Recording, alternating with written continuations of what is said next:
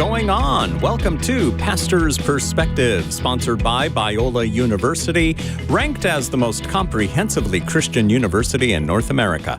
My name is Brian Perez, and we are here until 4 p.m. Pacific time on this Tuesday, the 27th of August, 2024, and we would love to hear from you. The way to get your question answered is to call us at 888-564-6173, 888-564-6173. Another way you might get your question answered is to send it on the Pastor's Perspective Facebook Messenger or by going to our flagship radio station's website, kwave.com. Look for the Pastor's Perspective page there. Fill out the form. That gets it to us, but there's no guarantee that we are going to read your question on the radio program. And we don't answer questions online either. It's not a way to open up communication and dialogue and go back and forth and answer every single question that you have. That's why we open up an hour a day of the program to talk to you at 888-564-6173. So talk to us. What's on your mind? What do you want to discuss? Here to answer your questions today, we've got author and apologist Dr. Bobby Conway, the pastor of Image Church in Charlotte, North Carolina, whose website, ChristianityStillMakesSense.com, is a great resource, including to purchase Bobby's latest book, Does Christianity Still Make Sense? It's available on Amazon, Audible, Kindle, and here at the chapel store of Calvary Chapel, Costa Mesa. How you doing, Bobby? Doing good. Good to be with you guys tonight. Yeah, and here in the studio with me is Richard Semino, one of the assistant pastors at Calvary Chapel, Costa Mesa, sitting in for Brian Broderson. How are you, sir? I'm doing well. Feeling a little hurried, but well. You can now breathe. You're here. You're here. All right, give us a call. Let's chat. 888-564-6173. And we'll begin with a question that was sent in on Facebook. It is from Deborah in Huntington Beach, California, who writes, in the past few years, I have struggled to fit into a church body, especially since I moved to a new area. In the past, I've been able to get connected either through my kids, who are now grown up, Bible studies, or volunteering. For some reason, this hasn't seemed to come about, and though I have been going to church for the past few years, I can't seem to connect as I once did. I can't find a Bible study that has room open at a time in which I can go. I tried to volunteer, but they told me I needed to take a class first, which I did, but the list of qualifications and they did not have, nor anything I felt I might be able to do was at different times my work could allow. I can't afford to do some of the women's events, and though I try to go to the free events, I just feel more alone in the crowd. I try talking to people, and a couple of people in ministry try to introduce me to others, but it just kind of drops from there.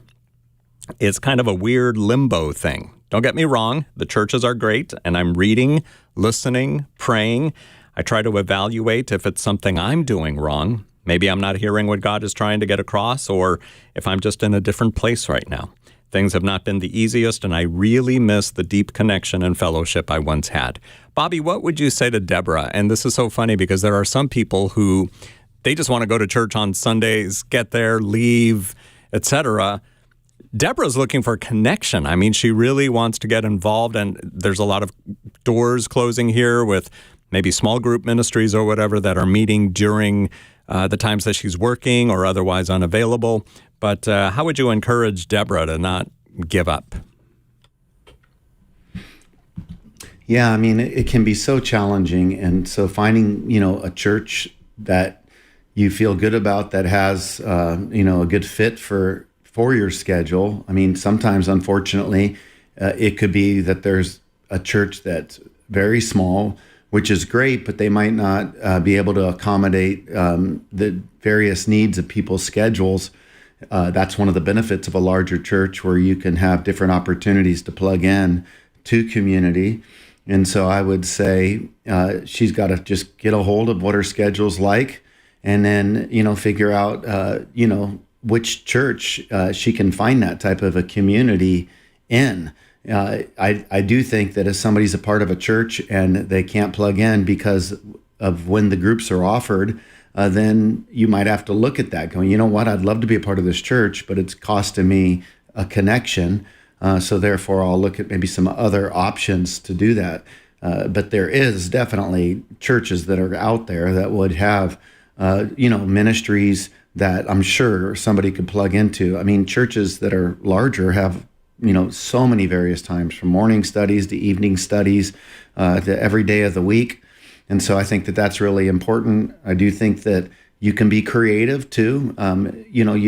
You have to realize as Christians that sometimes you're a part of a church, right? And this is the danger, I think, of getting busy. Like, one of the things that we're passionate about at Image Church is not over complicating people's lives.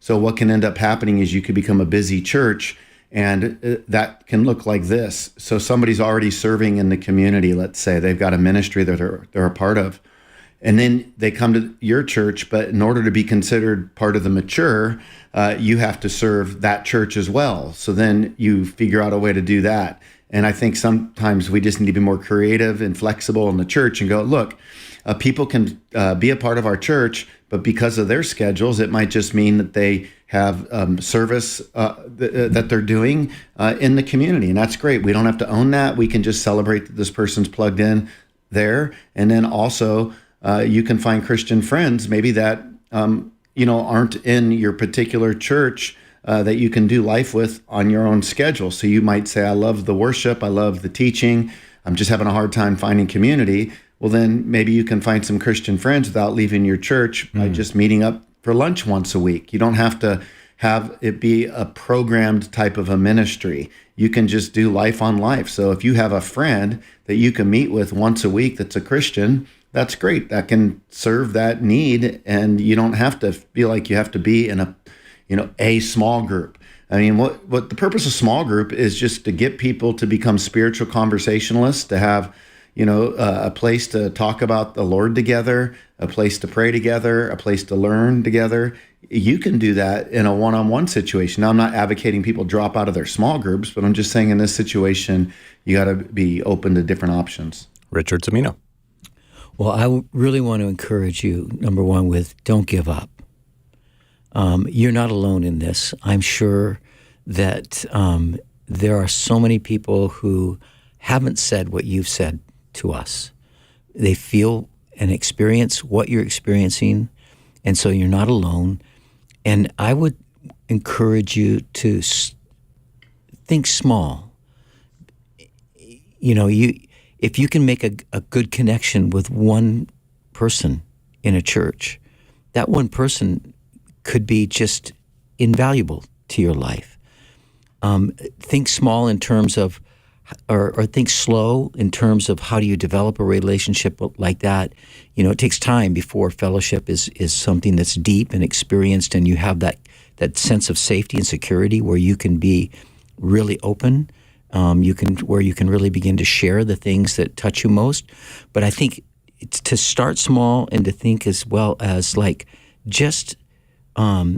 it's good to just talk about the Word of God with somebody, especially at church. If you go to a church and you go to a Sunday gathering, there's usually some space carved out somewhere where it's turn and greet one another. Mm-hmm. And you could probably preempt that before the service even starts. Start up a conversation with the people you're sitting next to, and who knows, you see them again next week. Mm-hmm. You see them again the week after. A lot of times people do serve at a church, and that's where they make their acquaintances. Like working in a children's ministry, you start to meet a whole lot of adults bringing children. Mm-hmm. There are just different ways that different people make their connection. But I know that from what it looks like, you've tried a number of different things. So don't give up. Think small, and then let's give it time to grow into a place where, wow, I have a connection with this person or these persons. Good advice from Bobby Conway and Richard Cimino today on Pastor's Perspective. Deborah, thank you for writing in on Facebook Messenger, and we hope that helps. 888-564-6173, our number today, 888-564-6173. Let's go to Marianne, who is listening on the K-Wave app in San Bernardino, California. Welcome to the program, Marianne. Thank you. Yeah, what's going on? You had a question about the Bema Seat of Christ. Yes, the white throne judgment or something like that. I don't really understand any of that, and I would like to see if you can give me the simple version. All right, Bobby Conway, what would you say? It's helpful if we can distinguish the Bema seat from the Great White Throne Judgment. The Great White Throne Judgment in the book of Revelation refers to the judgment of non-believers that will take place after the millennium. The Bema seat, you can actually see, that if you go to Corinth, left over from some of the archaeological ruins. But this is more of a judgment for Christians as it relates to rewards. And so there is this idea of remunerative justice. In remunerative justice, there's retributive justice, right? Like where, you get what you deserve. Remunerative justice is where God praises you for the work that he did in you. And so we learn about, the crowns that are going to be given and awards that are going to be given for faithful service during our earthly life.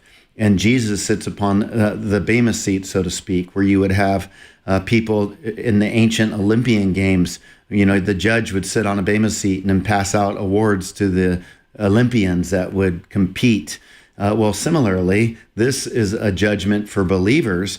And that's pretty cool to think about God praising you for the work that he does in you. And then you see in Revelation where they cast their crowns back at his feet. And I think, boy, Lord, help me not to reach for an empty head. Help me to have something to cast your way because that's pretty cool. So that's a celebratory judgment, remunerative justice versus retributive judgment, which is a condemnatory judgment. Does it make more sense now, Marianne? Yes, it does. I really appreciate that. I didn't know that the white throne judgment was for unbelievers. So thank you for clarifying all of that. I appreciate it. Well, thanks for calling in today. Yes, of course. That's where Richard's going to stand before the great white throne for his, For cutting it close and getting on time to today's almost program. not making it today. Yes. Marianne. my buddy Richard. I'm so glad you have my back. Yeah, right. Of course. Thanks for calling in today. 888-564-6173 is the number. And how about now we go to Carol in Carlsbad watching us on YouTube. Let's wave to Carol. Hi there. How can we help? Well, I had some information years ago from my pastor's wife that I thought has really helped me most of my life, and I would like your opinion on it. She said you cannot help the first thought that comes into your mind, but you can the second, third, and fourth, because who knows where the first thought's from, the Lord, the devil, your flesh, or whatever. And so I'd like your opinion on what she told me, but it's really helped me. Thanks. Well, hold on before you go. So what is this pertaining to? Is this pertaining to any kind of temptation, or what kind of thoughts are you thinking or talking about here? I'm thinking any kinds of thoughts that come into your mind, when you first get them the first time, it can be for any reason. If you're sitting here, you think a bad thought comes into your mind, who's it from? Or if you start to practice things, I get the message from Lord, don't practice, what you're going to say to people. He'll give me the right words at the right time. So I want to know. I try to evaluate that first thought and decide, is it from the right people or the wrong people? And I try to just say, that's when you're taking every thought captive. Does that make sense? Kind of. Richard, are you tracking here? No, not really. Yeah, I'm trying to figure out if... I would say when it comes to the area of temptation, like say specifically for a man, if he looks at a woman, the first thought is just... it just comes. The next one, you go, no. Mm-hmm. That's the no. Right. That's what I'm thinking of. Yeah, and so in these situations, that first thought might not be a good thought. So yeah. I want to evaluate every single one. And the second thought is really needs to be calibrated by who God is and what God has said to be true, and who God is and what He asks of us in a given moment. It's about, will this next thought, will it come in line with the holiness of God, or will it not? And that's why you have to make that decision. No, the second thought's not a great idea. So I get that when it comes to temptation and things, but I mean, there could be other times. What if your first thought is a good thought? So if you're only talking about temptation or that sort of thing, yeah, I guess it would be the first thought may not be the best way to go. But I mean, what if that first thought is walk away from this right now? And you're going to say, oh, that was my first thought. Let me stick around to see what the next thought is. I mean, I don't know. Bobby, what do you think? Yeah, I mean, I do think that there's a sense like the emergence of thoughts. Yep. Thoughts just emerge and they kind of happen to us, right? And it would be very hard to know. I mean, that's just where the Lord could bottom us out. Like what kind of subconscious things were we dwelling on? I think that there are thoughts that can begin to emerge in our life impulsively or unexpectedly, but it could be because we had previously had intentional thoughts about the thought that became unintentional. So it's interesting how like the way we think can produce unintentional thoughts, but that's part of the problem with intentional thoughts if we're not thinking about the right thing. So take, for example, if somebody's just, cooking with lust all the time, and then the person tries to deal with that, well, all of a sudden these thoughts emerge. Well, these thoughts seem like they're, coming just unnaturally, but it's a result of cooking with lust and being very intentional in the past. So all that to say, I'm thinking about this, that could be part of it. And then, yes, I do think there's just times where, I felt like that today. There were different times where maybe a thought would pop in my mind and I would think, I'm not going to own that thought. That's not my thought. Like if I was judgmental or something, or if I looked down on somebody for something, I thought that I think sometimes that can happen. In particular, you walk into a coffee shop, for example. Somebody doesn't look at you the right way and you make a judgment about that person. Now that person doesn't like me, or that person's mean, or that person's a jerk. That's such an easy thing for us to do. And we're constantly having those thoughts come at us. And what Christian sanctification will allow us to do is to go, you know what, we don't know that person. And that thought, I'm not going to even own that, because what you can start doing is beating yourself up and go, man, I'm such a judgmental person and what's going on with me? So being aware of those first thoughts when they come, and then just shedding them, and then just trying to put a proper thought. Well, that person's created in God's image, and maybe to say a prayer for the person instead. Richard? Yeah, that last sentence actually is exactly what I wanted to throw out here for thought. Is there are times when we might see some people and their life, like some people that are just living on the street, and they're walking down the street talking to themselves, and they're just their lives are broken, horribly broken, and it's easy to think, well, how did that guy mess his life up, and how did he get here? We don't know how that person got to that point. And I remember in one of Char's sermons, he was talking about, he quoted some guy who said that told the story of a guy who was walking through an airport. And he said the guy made it a point at a certain point walking through the airport to look directly at them and to think, image of God, image of God. And that halts us from wanting to race to judgment that we don't know anything about. We just feel bummed that sometimes that their behavior, their broken behavior, their emotional, their mental brokenness, how it affects us, how it makes it like, uncomfortable to be around, or we feel threatened by it. And it's so easy for us to just want to run to imagine how that person got to this place in their life.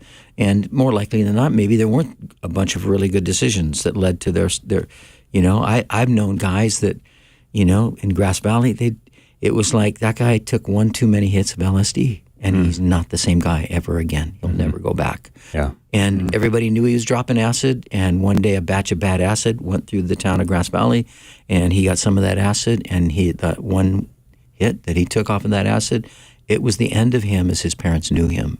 Wow. And you could see his parents broken over it. But then, you see him and you go, well, this guy's still bearing the image of God. How am I going to think of him? How am I going to treat him? But I just think, man, this is, I'm really glad you brought that up about relationally and walking into a store or walking into a room of people, Bobby, because we can run everywhere. We can go, oh, that guy looks like he's such a jerk, right? Like we can just think that. It's like, have you ever met him? No. I'm sure people look at me and go, look at that guy. He's such a jerk. Like, anyway. Not about you, Richard. Oh, yeah. I think people see Richard and go, I want to know that guy. I want to get to know him. Bobby, what say you? Yeah. Well, I mean, boy, and I can feel that sometimes. You have people where I think that, I get so focused in my work. If I'm in a coffee shop and so I go, boy, I've got a serious face if I'm not smiling. I got these deep set eyes, and I could see people thinking, man, look at this jerk. And I mean, I'm just working, but unfortunately the way that my face rests, and then I've even had moments where I'm sitting and I'm like trying to put a grin on my face while I'm working, cause just to soften my exterior, so then I'm sitting there like, oh, this feels really stupid. And then I'll hear like, oh, it's good for the brain. Like, to put a little smirk on your face. It's like healthy to have a smile. Like people who smile, they're happier. So then I'm like, okay, I'll try that. But whatever happens when I close my mouth, the resting face, just is serious. But I had this even happen today. I mean, I was going into Starbucks, got out of my car. I never carry cash on me. I just happened to have some cash, and I grabbed a 20 out of the console, got out of the car, and I was met by a homeless lady. And she says, excuse me, sir, you wouldn't happen to have $1, would you? My first thought is I don't like to give cash away. I've done this in the past. I've tried to help, and you just get burned. But immediately I just sensed, give her that 20. Just hand her to the whole thing. Now, what she does is between her and the Lord. But I was like, certainly there's people sometimes that just have a genuine need. And I just felt like, you know what? I don't know her story. I don't know her situation. And I had a change of perspective just immediately. I hope that I followed the Lord in that. But yeah.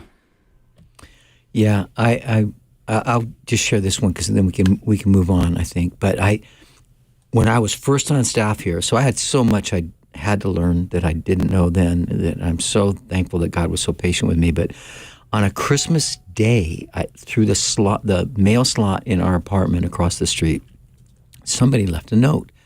And I thought you'd pick it up on a Christmas day. You think, oh, this is a little Christmas wish or whatever. And it was like, Pastor Richard, I just wanted to tell you that I feel like you're so uncaring and unkind. I've passed you so many times, and you don't even acknowledge me. Wow. And I'm thinking like, wow. And I started to think like, how many times I would walk across the parking lot, like from the south building to the front office, and I would have something on my mind, and I'm just looking down. I'm not aware of anything around me. I'm thinking, and maybe there's a frown as I'm thinking or whatever. But I felt like, wow, I need to get my eyes up. I need to be, get my head on a turret and be looking around me. And I can still try to think about whatever it is I'm on my way to talk about or whatever. But that was really striking to me, like how you can not intentionally hurt somebody, but they feel hurt because you just didn't acknowledge their presence. But when you don't know they're there, that's kind of a me problem, I think, in a way. Like, get your head up and look. So anyway. Bobby? Yeah, and then at the same token, that person, they ran with their thoughts. The insight for him, he's running with his thoughts, and that's kind of being judgmental, and he's forming opinions of you. And maybe the best thing that he could do is like, hey, you know what? Maybe that's just the way he walks. Maybe he's thinking. Maybe he's preoccupied.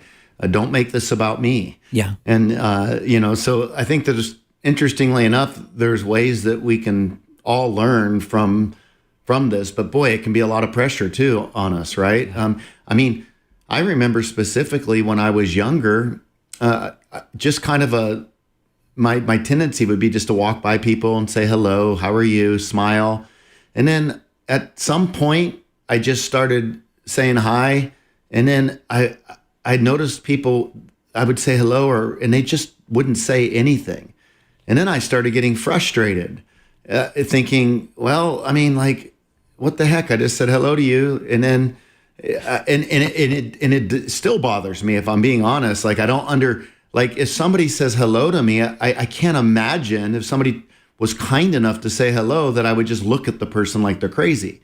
But I can't tell you how many people do that. Yeah. You walk by, you say hello, or you open up a door and you hold it, and you're just standing there holding it for a bunch of people, and they just walk in. And I'm thinking, well, you're entitled, jerk. Well, pretty soon, if it's tempting just to, like, you know what, I'm not going to open a door for people. I'm not going to say hello to people. And, even in my neighborhood, like, I find myself, like, I'm driving by cars in my neighborhood, and, you want to wave, but then now I'm at the point where I'm gun shy. Like, I don't want to wave, because then it's like, if they don't wave back. So now I'm going through life kind of crippled and gun shy. So, this has become a problem, all this, interaction that we do with one another. It'd be nice if we could just have, you say hello and I say hi back. I open a door, you say thank you. I say thank you, you say you're welcome. But this isn't the world we live in. But the answer is not to shut down on it either. Yeah.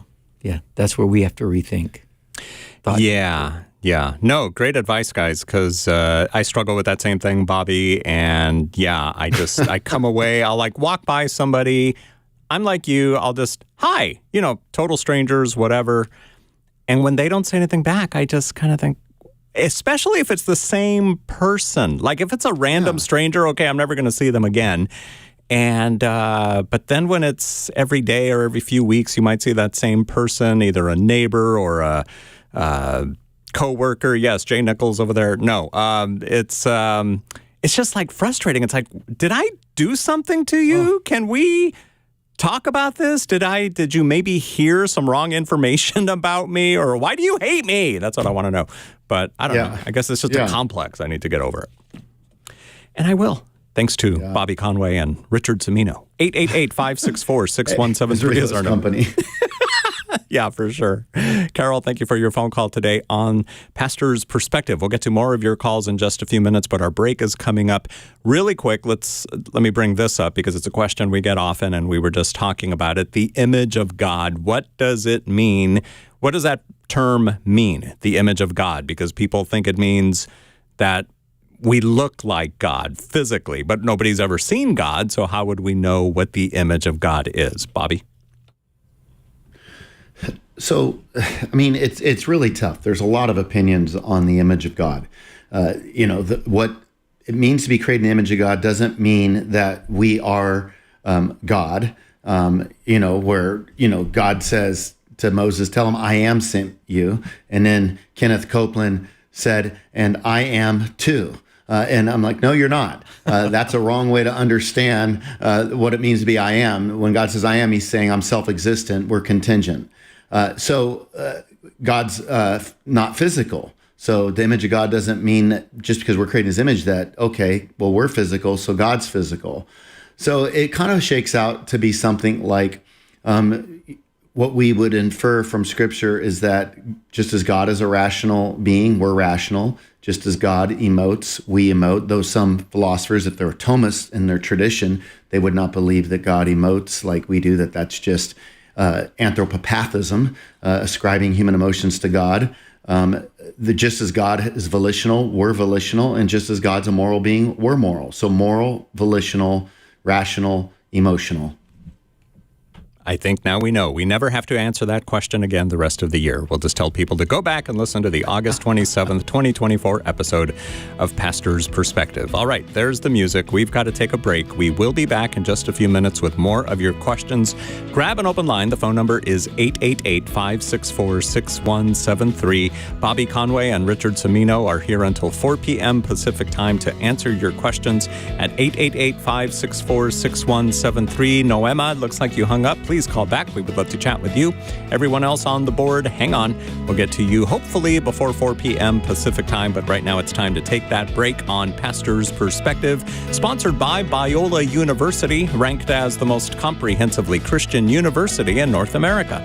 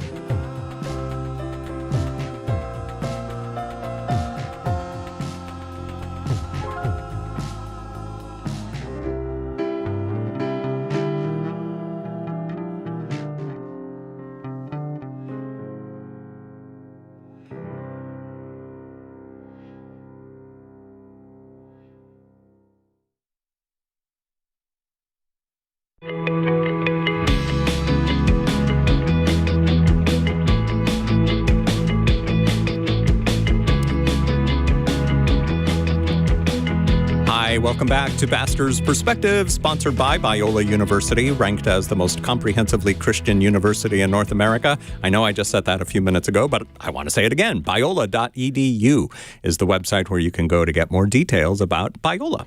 And answering your questions today on Pastor's Perspective are Bobby Conway and Richard Cimino. Bobby is the pastor of Image Church in Charlotte, North Carolina, also author of the new book, Does Christianity Still Make Sense? Available on Amazon, Kindle, Audible, and here at the chapel store of Calvary Chapel, Costa Mesa. Richard Cimino is joining me too. He's in the studio sitting in for Brian Broderson. Richard is one of the assistant pastors at Calvary Chapel, Costa Mesa, and we would love to chat with you. We've got about 25 minutes left on the program, so let's see how many of you we can get to before the program ends at 4 p.m. Pacific time on this Tuesday, the 27th. 888-564-6173 is our number, and let's go to Lake Forest. Here is Sean with a question about Satan. Go ahead, Sean. What's your question? Oh, hey, guys. My question is, I heard it earlier when the lady talked about it, is Satan initiating her thoughts, or is it God? And I've always wondered what kind of access Satan or the devil, however we call him, has access to our mind. Is he? I know he's omnipresent, or how he's everywhere. How anytime if there's a temptation I face, is that just Satan? He's just setting that up, or is that just part of life as how we live it as a fallen man? And he can't be everywhere orchestrating temptation on everybody, or can he? I guess my question is, I know he doesn't have access to my mind, or he doesn't know my thoughts or my heart like the Lord does. So I'm just curious where he stands with his access, if that makes sense. Okay, Bobby, we'll start with you. What do you say to Sean?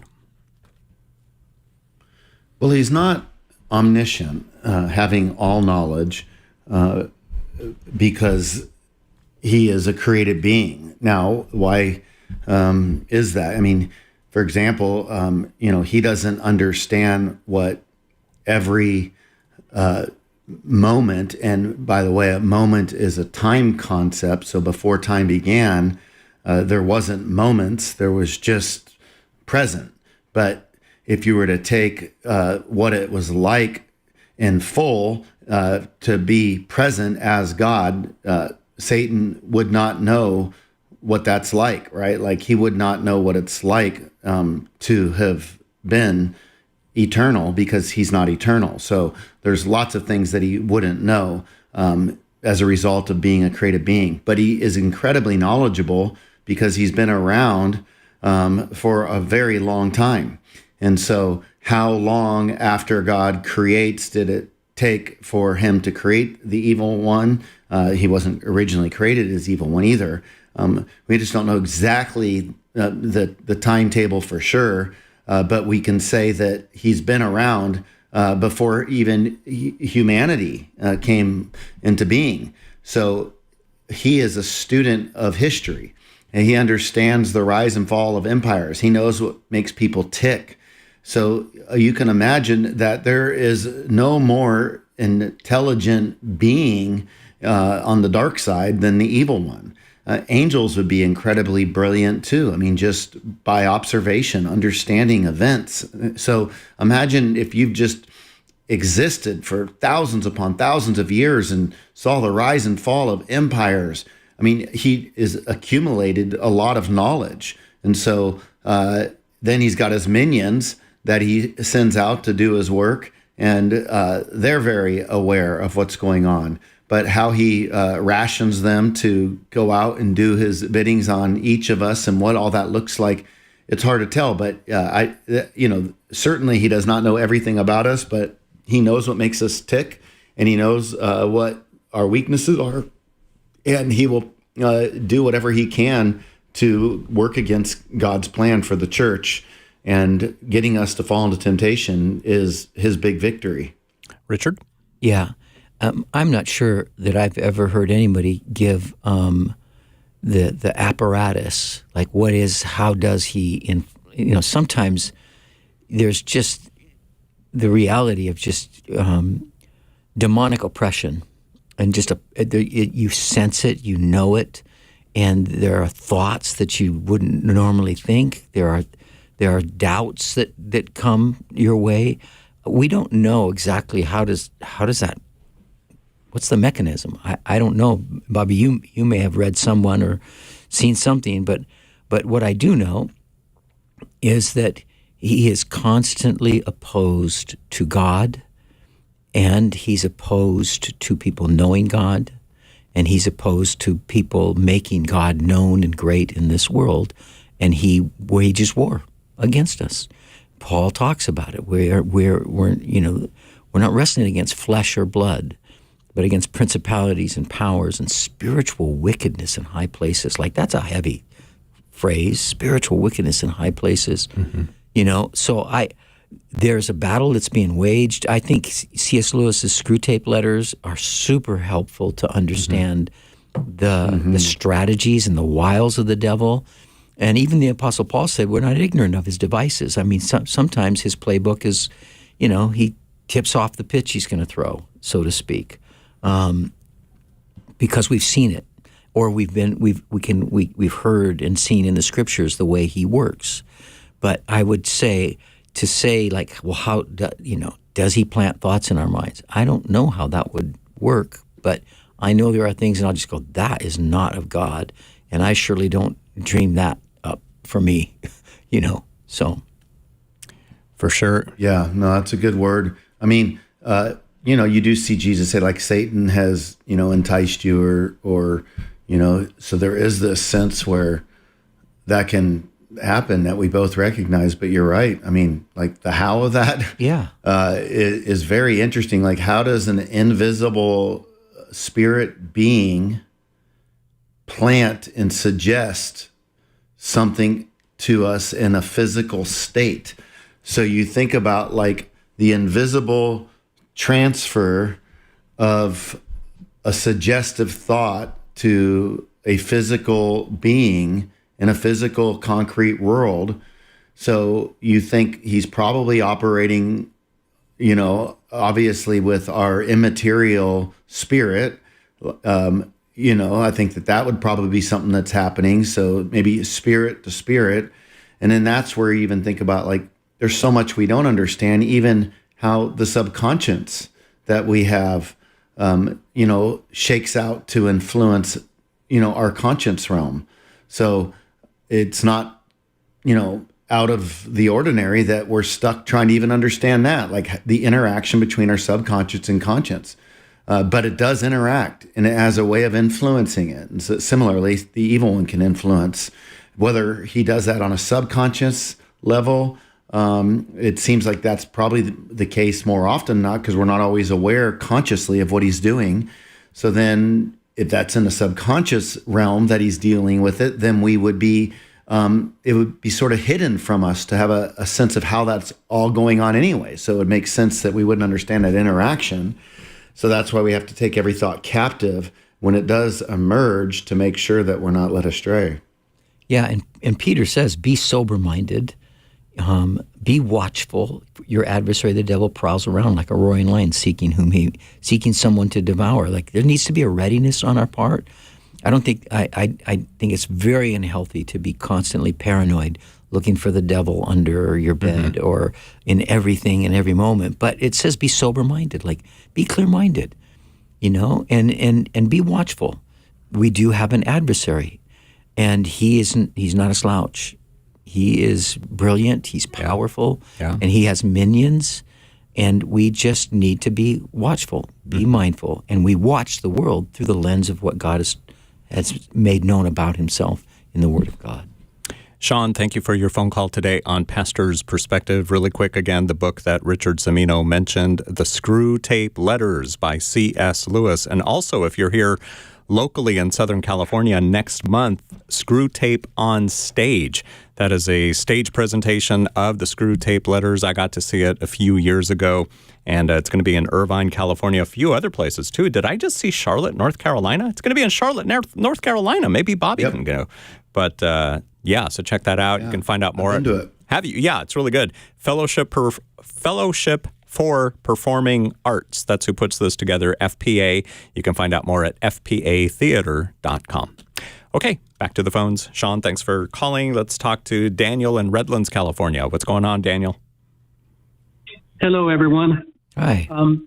this pretty much circles back to the image of God discussion we were having earlier. I wanted to get your thoughts on, I noticed that in the media and in news reports, the Shroud of Turin keeps coming back, it keeps mentioning. And I take it as a sign that we are to be reminded of our Lord Jesus Christ. But the word, the Bible does that all the time. But I kind of feel that I'm not trying to fall for the hype, but it feels like we keep getting reminded. So I just wanted to get your thoughts on that. Reminded in what way? Like reminded to what? Just reminded that Jesus is real? What are you trying to... Remind to all of us.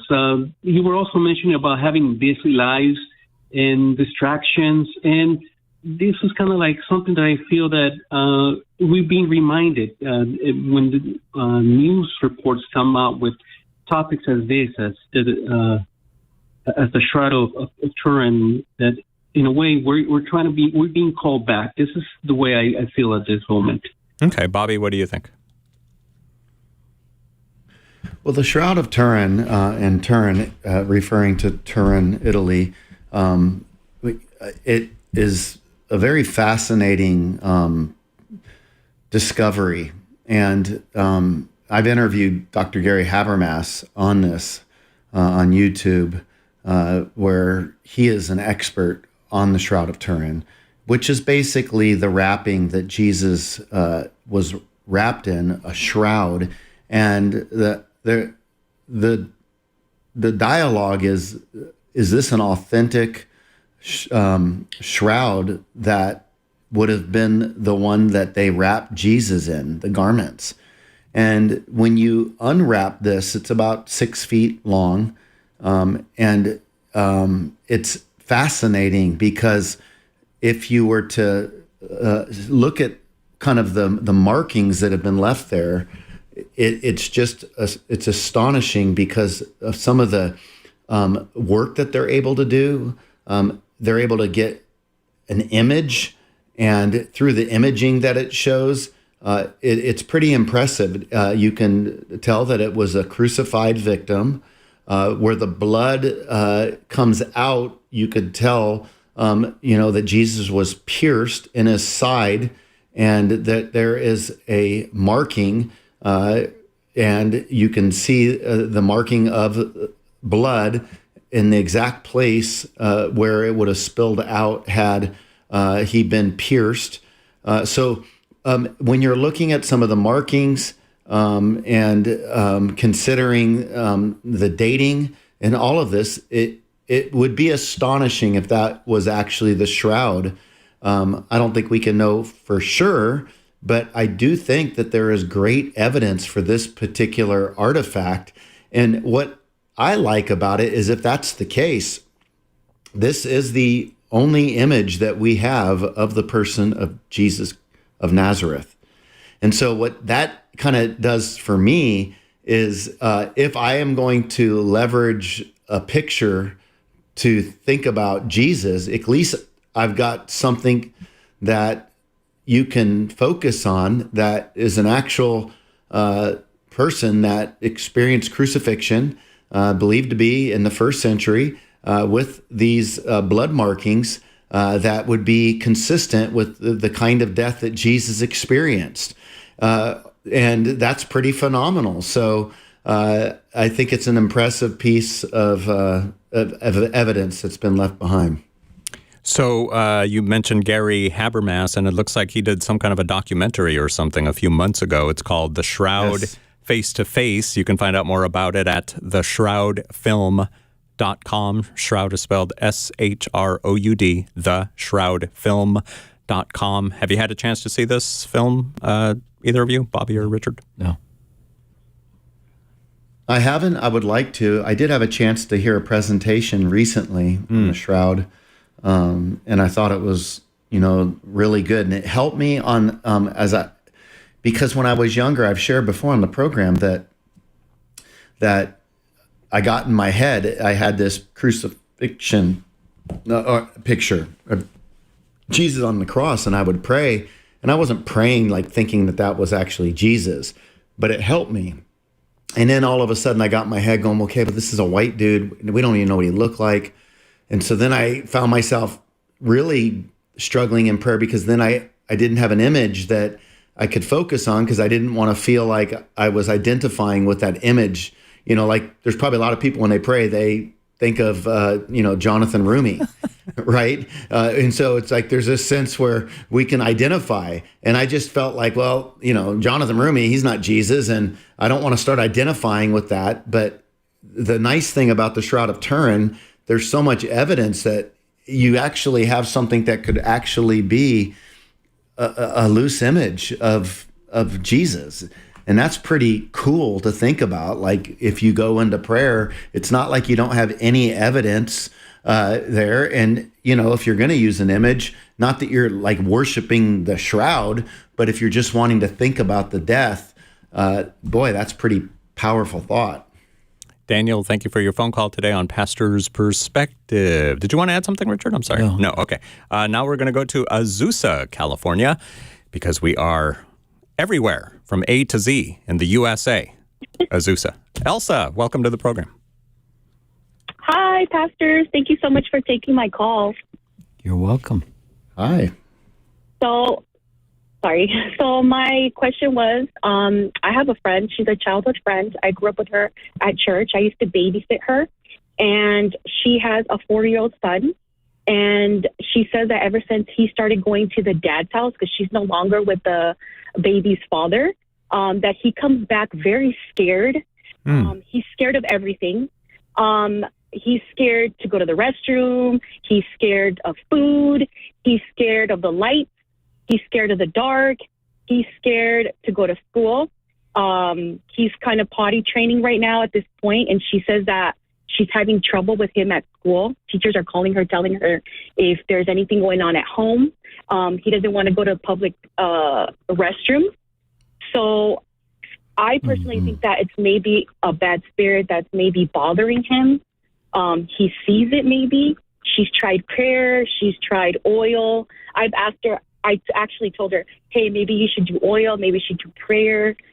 I don't know what else to tell her. I don't know what else I could help her with. She's had prayer from other churches, because we're Central American. She's gotten prayer from churches from Central America. She's asked prayers from my mom and dad, from me, from the churches that she goes to different churches. She doesn't have like a home church. I also think it's not good that she's kind of like a lukewarm Christian right now. She's in like the door, but she's not. Do you know if the boy has been medically evaluated or anything? Has he? I mean, again, you don't want to do everything medically, like, oh, let's prescribe some medication or something, and that's going to take care of this. Yeah. But yeah, Richard, what do you think? Well, I mean, obviously, you always want to pray.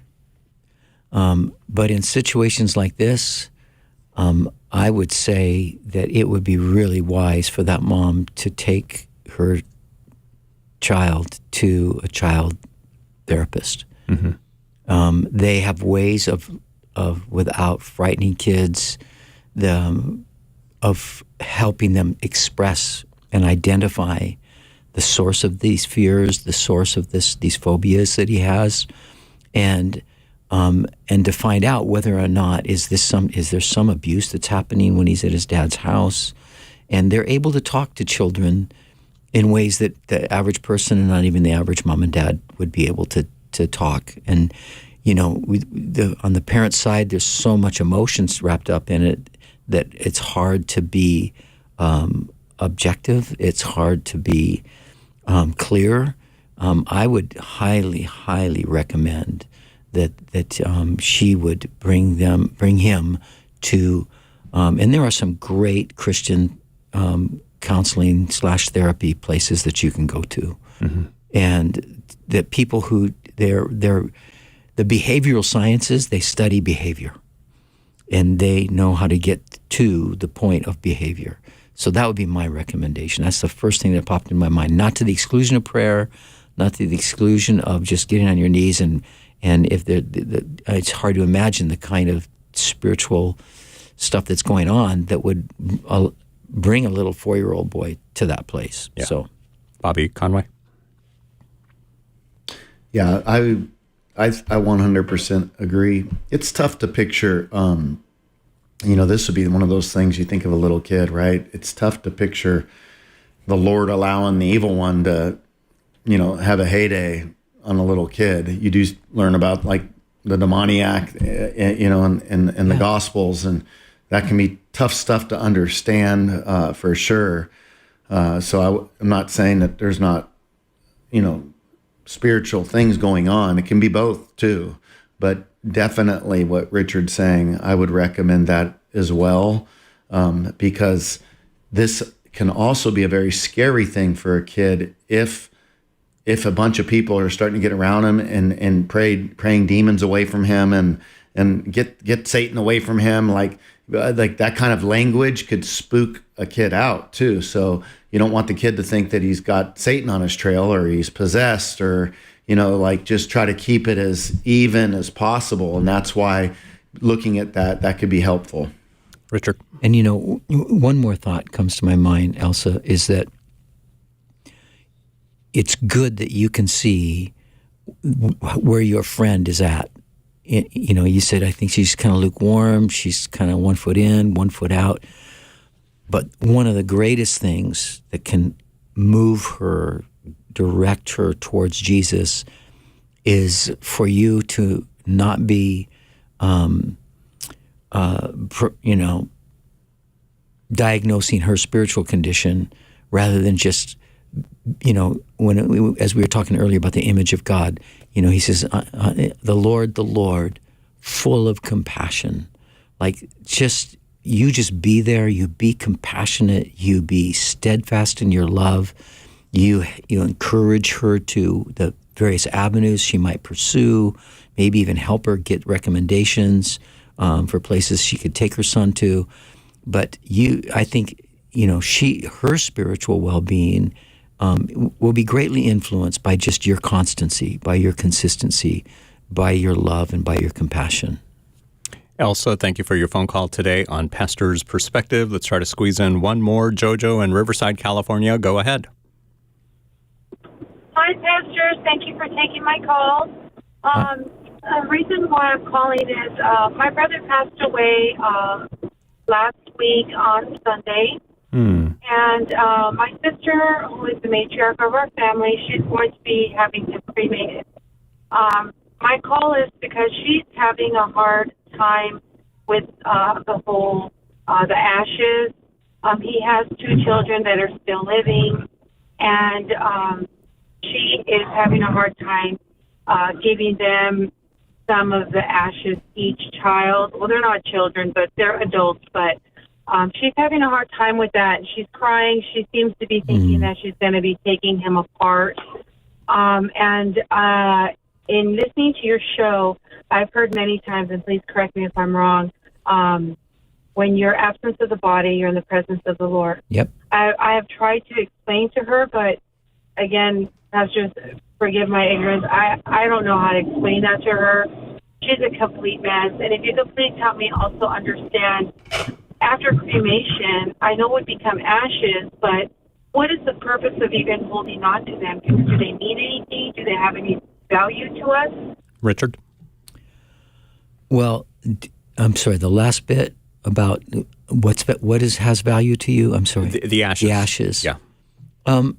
For some people, they just are a point of reference, a point of contact. Like, hey, my dad's remains or my siblings' remains are there, and whether I personally wouldn't do that, but I wouldn't condemn anybody who does. But what's really, really clear is that you have to just encourage her that you're not doing anything to him. He's not there. This is not who he is. And we just had a dear friend, his brother-in-law went to be with the Lord, and he shared how they had these conversations, the two of them, as husbands and dads, like, hey, we don't want our family to be spending a fortune on getting us a coffin and a burial site. Like, hey, we'll just we want them to cremate us, so that they're financially intact, and it's no big deal for us. Yeah. Bobby, any thoughts in 20 seconds? No, I mean, we all grieve differently, and I would just say, just try to encourage her that it's okay. And if the kids want something like that, it's like the Shroud of Turin, right? It's like, hey, sometimes these relics, it just can be meaningful to somebody, and if that's the case, it's okay. Yeah, and there's nothing wrong with splitting up the ashes to different people or anything like that either. Jojo. God can put it all back together. That's true. Jojo, thanks for calling. God bless you guys. We will be back tomorrow between 3 and 4 p.m. Pacific time. God bless you.